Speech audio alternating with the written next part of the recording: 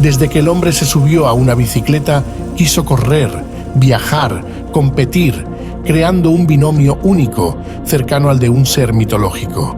Gracias a la rudeza y valentía de los precursores, se consiguieron logros épicos. Durante estos 75 años de nuestra prueba, hemos visto evolucionar nuestro deporte a una velocidad de vértigo. La tecnificación y profesionalización del ciclismo ha conseguido alcanzar metas antes inimaginables, pero la esencia de aquellos pioneros sigue siendo el motor que mueve este deporte. Aguerridos aventureros que viajaban, en ocasiones, con su propia bicicleta para participar en la prueba. La afición empujando en cada puerto de montaña, en cada paso por una población, cada llegada a meta. Ese pelotón que, como una bandada de pájaros, vuela sobre el asfalto de un modo hipnótico y preciso.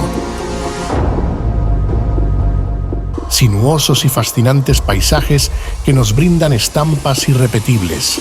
Aquellos valores auténticos que continúan hoy intactos, como el compañerismo, el esfuerzo, la capacidad de superación.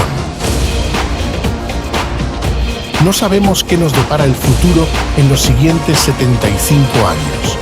Es nuestro deber que el amplio espectro de emociones que nos sigue regalando este maravilloso deporte continúe intacto como en sus orígenes, generación tras generación.